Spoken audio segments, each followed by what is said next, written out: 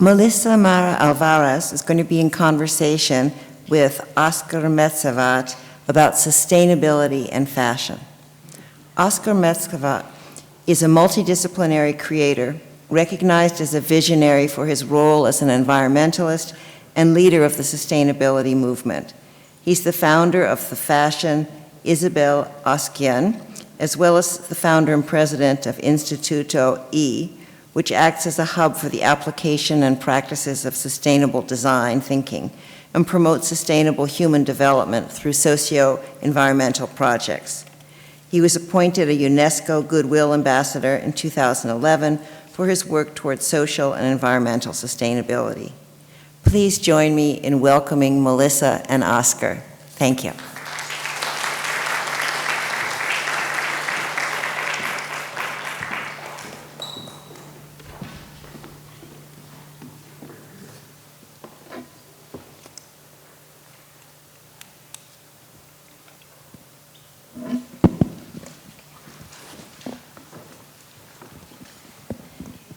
Good afternoon, everybody. Oskar, thank you so much for joining us today, for coming all the way from Brazil. I'm so excited to have you here. I'm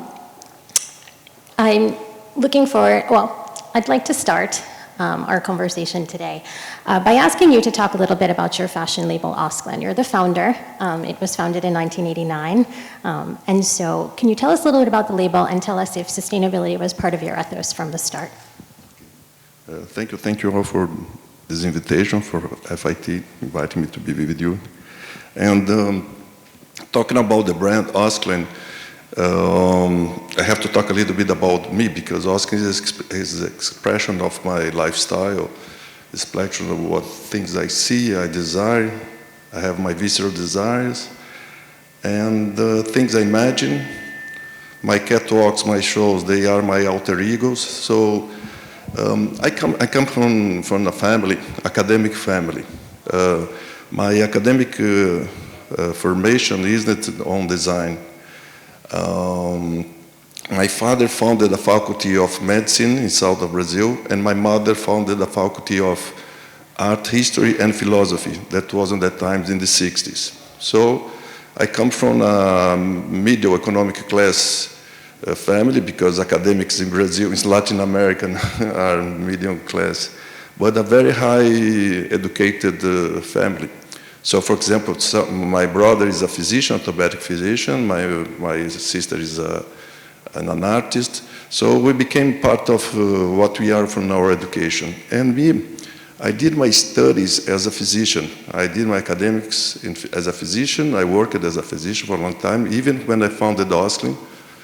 And Osklen did come from an expedition that I did as a physician even when I was in the residency as a medical doctor, to the Andes. And in that time, we didn't have, of course, in the 80s in Brazil, technical clothing for high altitude equipment clothing. And I was in the team, my team said, Oskar, you are responsible for the clothing, for our technical clothing, to research about it. And at that time, I used my skills on biophysics, anatomy, ergonomy, about human body, the relation about the interface with the elements of the climate. And I developed a jacket, our clothing, that we use for 30 days at the mountain, high altitude. And my spirit and my work always, besides this, was as an artist. I always loved. That's why I like aesthetics. And when I remember once in a speak like that at the Bunka Institute in Tokyo, more than 10 years ago, when they asked me, Oskar, how a physician can become a fashion designer? Because everybody thinks it's so different, one thing to the other thing. And that time came to my mind the insight that what is fashion? Fashion is designing a physical layer under a human body, and also designing a majestic layer over a human being. This is fashion. This is about. And what is the profession that most understand about the human being and the human body? It's the physicians. So if you have a culture in your life, artistic culture, aesthetics, and understand the social behavior around you, and if you know a lot about the human body, this is exactly what it means. I create interface, visual interface and physical interface between the human beings and the environment, the majestic environment. And then they became asking. It happened, I was doing my part of my studies in France. When I came back, I said, I want to show to my friends those jackets that I created, and I want to show them also the photographs from my trips, something like that National Geographic spirit. I'm talking about the end of the 80s. And this was my relationship. I'm a surfer, snowboarder. I go to the Amazon for a long time, expedition, things like that. So I love the interface between human beings and the nature. So in that way, you can understand my work as a fashion designer. Yes, so the label was born out of your love of the human form and the natural world. You're also the founder of Instituto E, right? Instituto E. And so when I was, doing some research when we were putting together the book, I was really, really fascinated with how you started this Instituto E, which was to help foster sustainable human development, and how over time it grew to, or you incorporated an e-fabrics division, which feeds your Osklen line. Can you talk a little bit about Instituto E, but also the e-fabrics division in particular? We have to remember that the most important, the real conference in Rio de Janeiro, we had the UN conference in 1992. Rio de Janeiro is the city where I live, where Osklen is. And there in that conference was the first time it would come to us the thinking about sustainable development. Because before that it was only about preservation. We couldn't touch nature. It was the dilemma versus the economic growing of the companies around the world. So it was exactly the time, and I think it's super important for us to understand about sustainability, to understand that by the 90s, it was the real changing of the mindset of the society. Of course, it was in a very small niche. And by coincidence, happy of life, I was there, I couldn't see there, and I could come from, instead of being a romantic activist against, through preservation, I could have the vision to understand what sustainable development, what means. Yes, we, the planet society, we can use nature resource to create economics and development of society if we keep the nature resource equal or better to the next generations. So with this in mind, any one of you here can have the same insight I had in 1992. Exactly that. So I had the chance to go in an expedition in 1994 to the Amazon for the first time. And when you come from there, when you read the richness of the biodiversity, the reach of the ancestral culture of the indigenous people, when you see all those wonderful things, it's exorbitant, a great thing, versus the attack that we society, global society, economic society, we do there on the gold minings, we permit that, we buy large wood from logging from the forest there, we do buy minerals from the forest all around the world. When you see that, there is no way you come from the Amazon not to become an activist, because you have to fight about that. It's not about me, it's about what I experienced from there. So my platform in the 90s was, and is, fashion.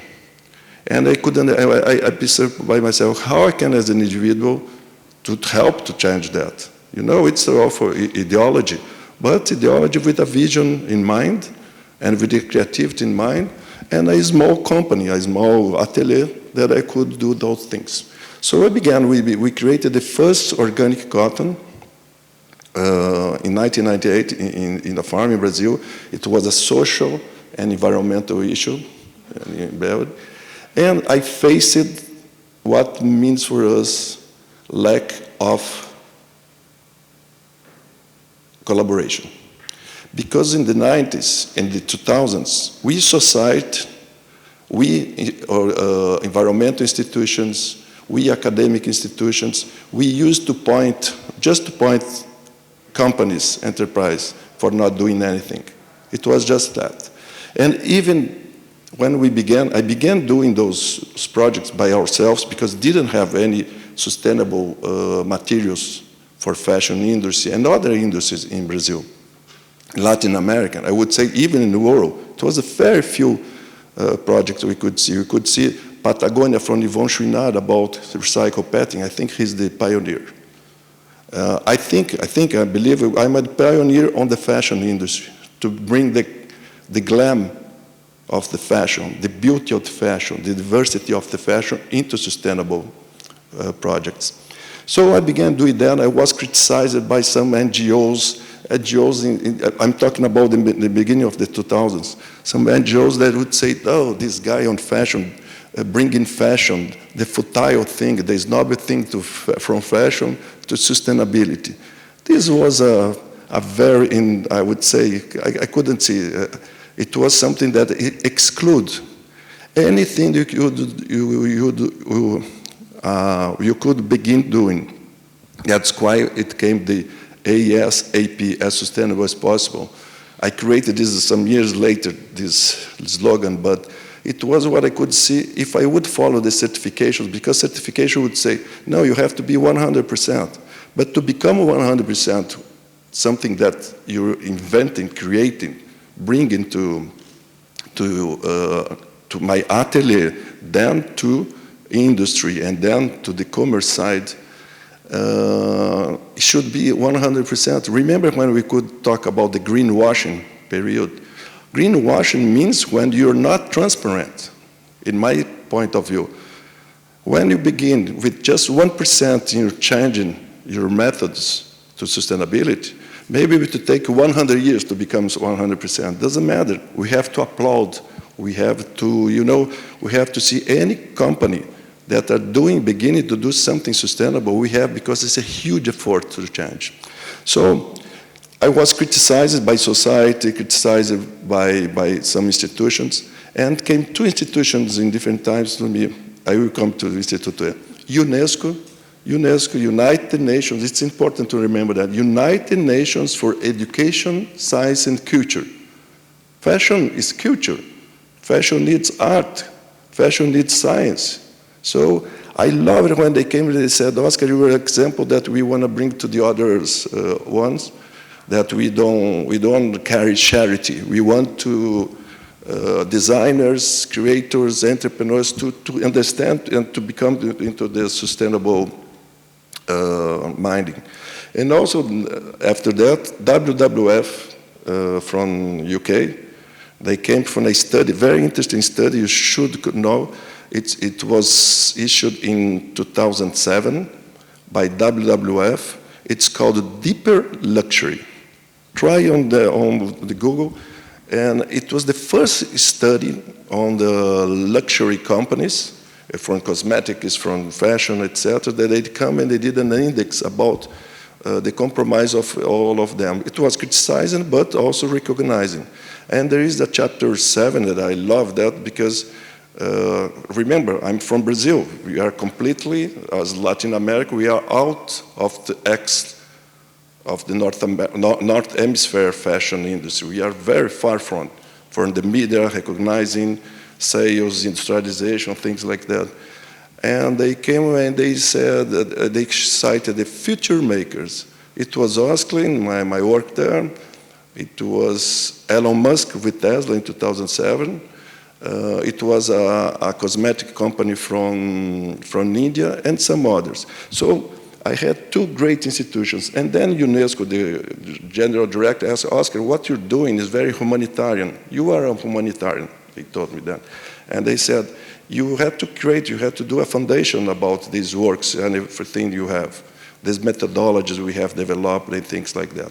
What I mean, what come to me be here talking to you is that I was pioneering I don't want to mean that I'm a pioneer, but I was pioneering because I had the ideology to do that and the vision that this would be the future, economically for me, economically for the country, economically for the fashion, and really bringing innovation to fashion on sustainability. I knew I could do my difference not only by my creativity, my elements of style, but on sustainability.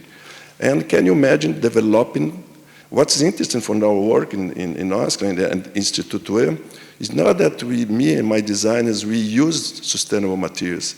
It's that through these last 20 years, we have developed materials from the seed of the cottons, from the leather, from the fish leather project. We have developed so many projects, blending new materials now.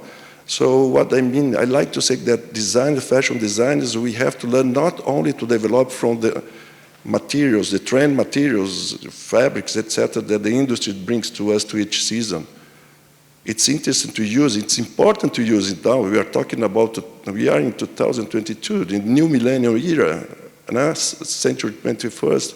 We designers, we have to be involved on developing these materials. Let's use our expertise, our experience, our love on this, on nature, to really help that, not to stay waiting in our ateliers, coming sustainable materials to us, but to use our knowledge of that. This is fashion.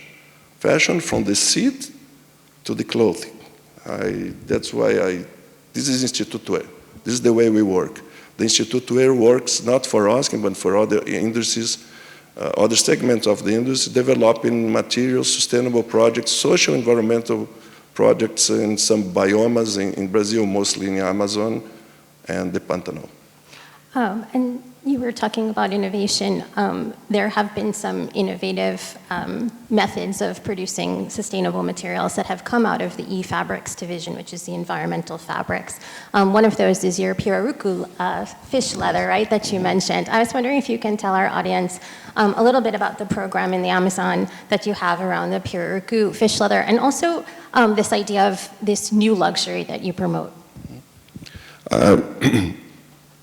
The pirarucu is the name, an Indian name for a fish that we have in most of the Amazon forests, rivers. Is the main protein nurture they use. It's become even a more known fish for chefs, etc., around the world also. When we went to visit, it's not only the fish skin, the use of juta from the Amazon, that's super organic way, super organic.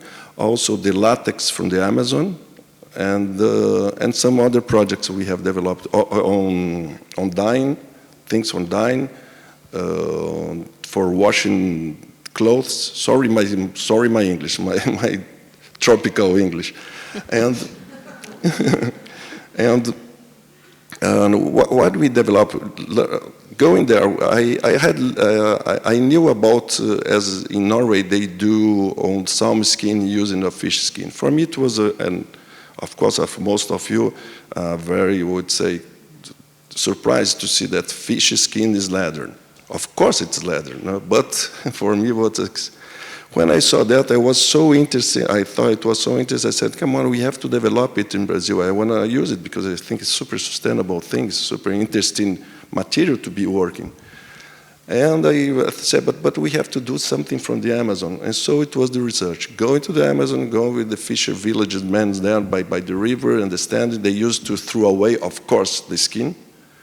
So with a tannering company in Brazil, a very small one from a friend of mine, we developed together an organic, sustainable way, the way to how to achieve from the fish, how to keep. Can you imagine to bring this skin from the middle, from the forest, to the Rio de Janeiro, to the tannering process, to totally organic process. And so we began doing bags and shoes. What I love about that, about the bags, kind of doing marketing here, but I mean, my bags we have developed for more than 15, 17 years. It's very difficult. It's very hard to get a bag made with quality as the Italian ones. It's high luxury. But I always thought that what I can bring is about the new luxury. I'm one of the ones who created the new luxury concept. It was in Milano in 2004 or 2006? No, 2004, with some Spanish ones in a conference, a small conference. This conference on sustainability at that time was very little. And I wanted to bring, I would say, the European luxury aesthetics, well-made, with the Amazon sustainable raw materials. This is what my vision to that. And in my mind to say, this is the new luxury bag. We have in our wardrobes, we have on our industry, the bags, the main bags, the classic ones, the collectible ones, or the new designers ones that we have, we know. And I said my thing, I really believe that a contemporary woman, a contemporary man, a contemporary one should have in its collection a bag that comes with very, of course, original creativity, original from an original designer. Better if it's from South America or south of the world to be included. To come from a sustainable, social and environmental sustainable issue, because it is social. We did bring more economics to those people who lived in the forest. That's also the best way to keep the forest alive is not just hanging manifestos. Is we have to be included, all of us, to help to be include on the sustainable a cadeia, tem alguém on the sustainable supply chain. We have to be involved, and to bring that works, that comes in a very hard way from the Amazon into the luxury fashion segment is a challenge, and I really think I'm very happy because at Victoria and Albert Museum it belongs one of bag. It's part of the history. Yes. To become the new luxury, to become one of an icon of the new luxury, something coming from the middle of the forest that helps the people from the forest, then change and bring sophistication to the fashion industry. It's really encouraging to see the work that you're doing, especially around the empowerment of the people of the Amazon through Instituto E.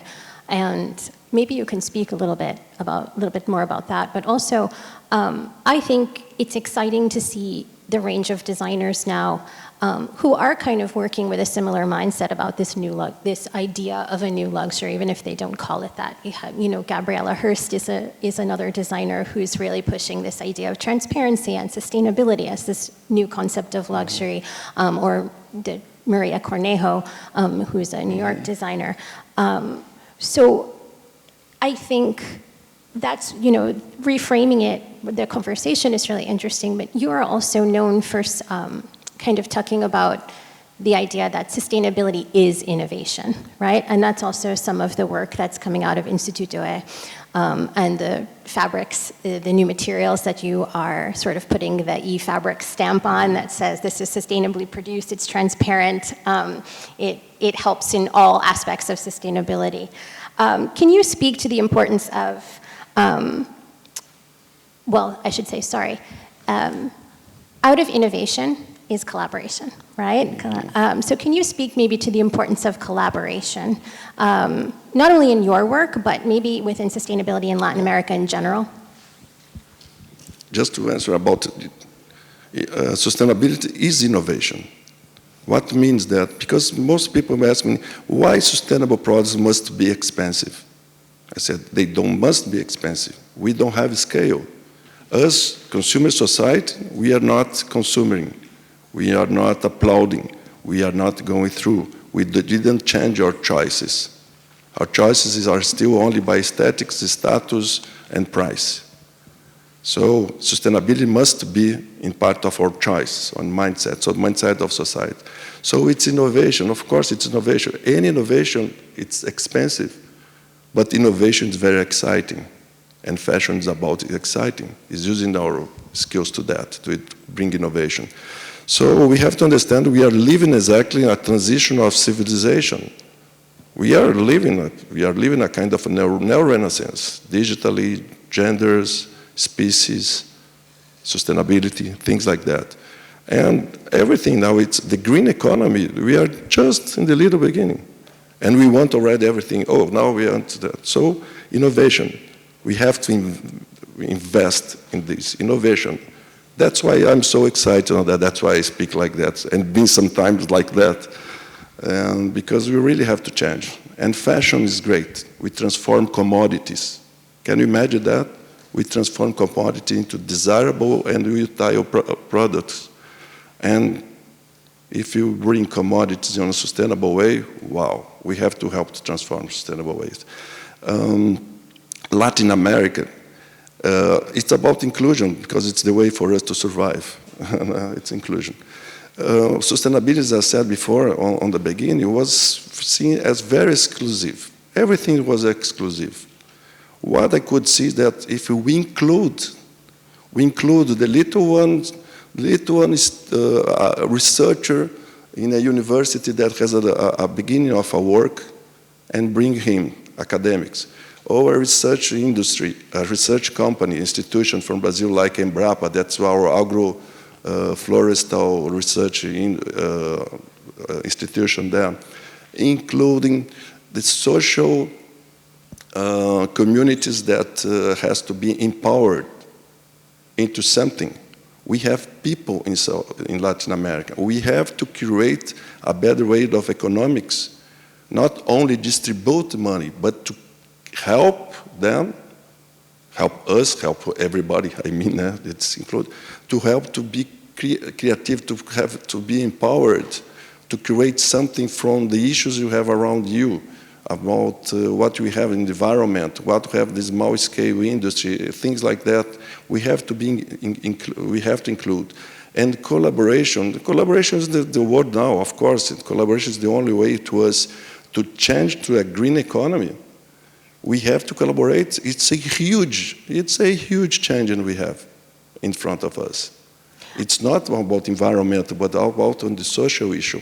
Because Latin America, of course, we are poor countries. We are poor countries. We have a huge the difference between the richness and the poor. But we have our biodiversity that's included. It's super. We have to explore it. Different than the other continents that we have explored with the methodologies of these new ideologies and thinking about sustainability that we have now. This is a great moment. It's a great future economic feature that we have in front of us. But we have to include the society into that to create it. And yes, Latin America is doing that. It's becoming stronger. I'm talking about me here. Of course, there are so many other projects in Latin America, great projects, that we try through Institute to bring together with ours. Mm-hmm. Mm-hmm. Oskar, we are actually out of time, but I want to end with one quick question. And just maybe if you can share with us some of what you feel some of the challenges are that Latin America faces with regard to a sustainable future, especially when it comes to fashion.